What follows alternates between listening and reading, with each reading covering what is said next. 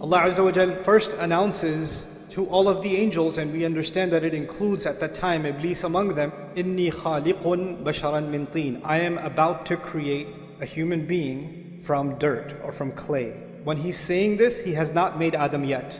فَإِذَا سَوَّيْتُهُ وَنَفَخْتُ فِيهِ مِنْ رُوحِي. And when I'm done balancing him, and when I blow into him from my ruh, then he says, فَقَعُوا لَهُ سَجْدًا. Then fall into sajda before. Allah has described that He is about to create our Father, and He has also described the process He's going to use to create us. He says, first of all, I'm going to make him from teen. We're not the only creation on this earth made from teen. In fact, all of the animals and all of the species that exist on this planet also are made from teen. But there's something additional about this creation that He's about to make, our Father, and by extension us, that is more than just teen. There's something more than just this animal presence, this animal existence. فَإِذَا سَوَّيْتُهُ. When I make him balanced. So Allah says there's a level of balance and perfection that is going to be added to this creature that doesn't exist in other creatures. Allah is telling us that human beings will have an ability to balance opposing things.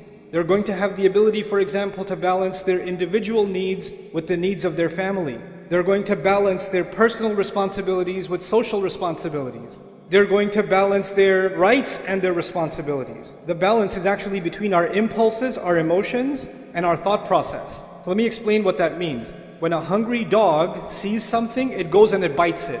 It doesn't think about the consequences. There's the emotion and then there's the action. That's it. But human beings, they can look at something and say, no, that's illegal. No, that's haram. You're getting late for work. There's a red light. Right? You have the ability to balance your emotion, your need, your desire to get to work early, but your need to abide by the law and stop at the red light. We're able to balance our thoughts and our emotions. Unlike other species, when they have an emotion, they have an impulse, they jump on it, they react. But we can think about the consequences, we can think about the long term, we can hold ourselves back. Allah Azza wa Jalla here says, human beings will be made with this amazing ability of balance. Then He says, وَنَفَخْتُ فِيهِ مِنْ رُوحِي. And then on top of that, I will blow into him from my own ruh, meaning the ruh that Allah especially designed for this human being, this special thing that will connect him, this human being, and Allah together in a unique way. That's what's going to be inside him.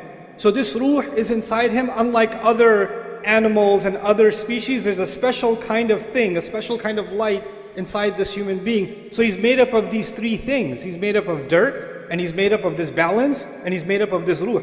And He let the angels know, these are the three parts that will make this human being amazing. And when these three things come together, then فَقَعُوا لَهُ سَاجِدِينَ. Then fall into sajda. It's important to note, the angels don't just see the seen. The angels are creatures of the unseen. So what is invisible to us, like the arsh of Allah, what is invisible to us like the jinn, what is invisible to us like the secrets of the skies, many of them, the angels, they travel through the skies. And then on top of that, they get to communicate directly with Allah. Allah talks directly to the angels. And Allah is telling them that this creature is so incredible. Of all the vast universe that He created, He says this one thing is so powerful that every last one of you should be overwhelmed at what Allah has done when He created Adam.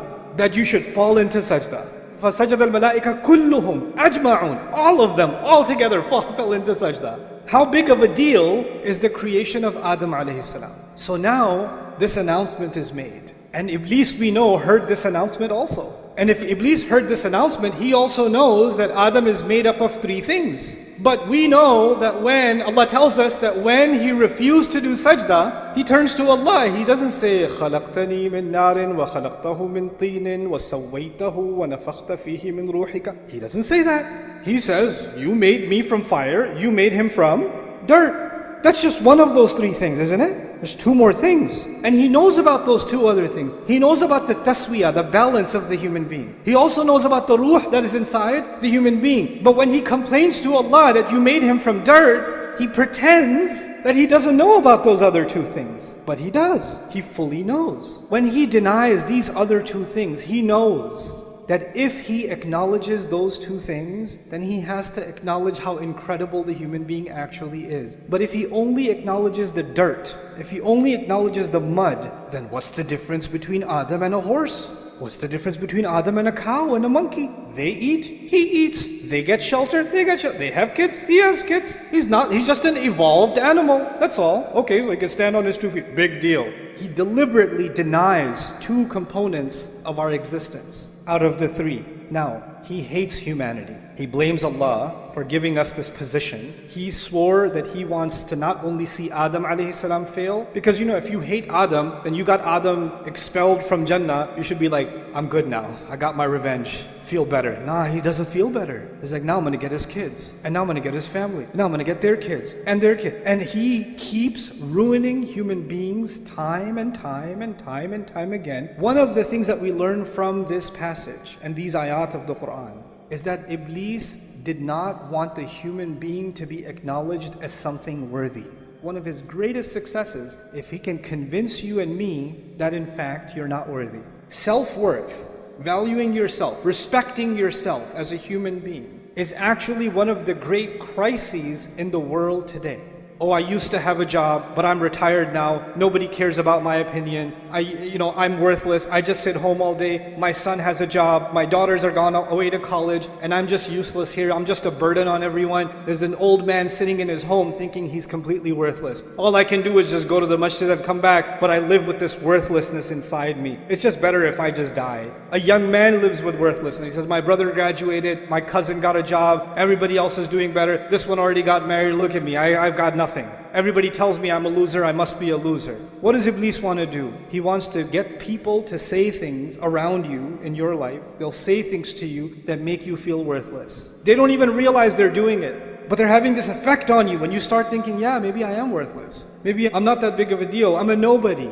Once you develop low self-esteem, you don't value yourself, then you're always thinking the only way I will be valued is if somebody else values me. If somebody else approves, then I have value. So I'm gonna take a picture of myself. I'm gonna make sure I change all the filters enough times, and then I'm gonna post it online, and I'm gonna wait for somebody to do this, or somebody to put one of these, or at least a mashallah or something. Give me something, because if somebody gives me, I have some value. Okay, now what do I gotta do? I need more value, because I'm worthless again. I haven't posted in 2 days. I need to get back on. I need to feel valued again. When you don't have enough value for yourself, you're always looking for value from where? Somewhere else. Someone else. Always looking for somebody else's approval. Always looking for somebody else's compliment. You didn't say anything. What do you think? What do you think I should do? What do you think of this? What do you think of that? Constantly asking for somebody else's opinion. Because without it, you're worthless. When you have low self-esteem, then you can't deal with any of your rights. Like, people can walk all over you, they can humiliate you, and in your head you're like, yeah, I deserve it, I'm scum anyway. What's even better is Iblis comes to those in your life sometimes and he says, hey, say this to him. Say, you know what? I know I treat you like a dog, but you deserve worse than that. So you should be happy that I even treat you this much. And you hear that enough times, and what happens? You start internalizing it. Because human beings, even if you reject something at first, if you hear it enough times, you start getting influenced by that. You start seeing yourself that way. When you start developing this is a great victory of Shaitan, because Shaitan says, that's what I was saying, man. That's exactly what I was saying, just dirt. Look at him. What ballads, what ruh.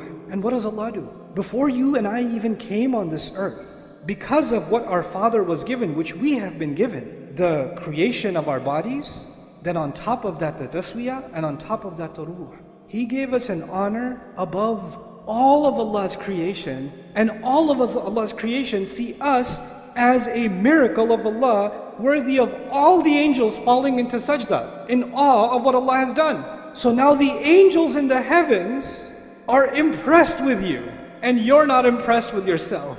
You think you're worthless. But this is one side of the equation, that we value ourselves. But Iblis, he's got multiple tactics. One subject that keeps coming up is self-love, self-worth, self-esteem, which is what I'm talking about too, but you can take that too far. You're amazing. You're the best. Believe in yourself. You. Nafsuk, nafsuk, nafsuk. And you're like, yes, nafsi, nafsi, nafsi. You become like obsessed with, yeah, I'm awesome. I'm amazing. And then some parents do this to their kids. You're the princess. Little 4-year-old girl, you're my princess. Everybody else is ugly. You're the prettiest. You're the best. And this little girl turns into a monster. She goes at school and she goes, the princess is here. Kiss the ring. Like she develops this like inflated sense of self. This is actually the reality of arrogance. So on the one hand, we value ourselves, but what we actually are supposed to value is the potential that Allah gave us. We're supposed to value the ability to make the effort that Allah gave us, not the things that Allah gave us. The things that Allah gave us, He can give to anybody else. And these things will come and they will go. But the only thing of value before Allah is, and before ourselves, should actually be just our efforts. وَأَن لَيْسَ لِلْإِنسَانِ إِلَّا مَا سَعَى. Human beings will have nothing of worth on Judgment Day except the efforts that they made. That's it. This balance between confidence and humility, that has to be struck. Because too much self-worth will turn into arrogance. And too much humility, then you start thinking, I'm nothing, I'm nobody. And that's what Allah Azza wa Jal defined as one of the most amazing qualities that human beings have. There's this spiritual and there's this material. There's this confidence and there's this humility, and they both coexist. There's taswiyah all the time. And it's remarkable, right, that on the one hand Allah mentioned dirt, and on the other hand Allah mentioned the ruh, the two opposites, and in between them He mentioned balance. فَإِذَا سَوَيْتُهُ وَنَفَخْتُ فِيهِ مِنْ رُوحِي. SubhanAllah. Our entire life is supposed to be a struggle to find that balance, to find that real worth in ourselves. So we're not looking for it in other people, we're not looking for it in things, we're not looking for it in posts or engagement or followers. We're not looking for worth in the clothes we're wearing. We're looking for worth in what we give to Allah Azza wa Jalla. No goodness is worthless. No good effort is worthless. No human being is worthless. Find value in yourself that Allah has already given you. May Allah Azza wa Jal allow us to value ourselves, see our worth, and not allow shaitan to make me and you see ourselves as someone worthless or unworthy or someone who should be stepped on or should be punished. We should stop doing that self-hatred, and may Allah allow that self-value never to turn into arrogance.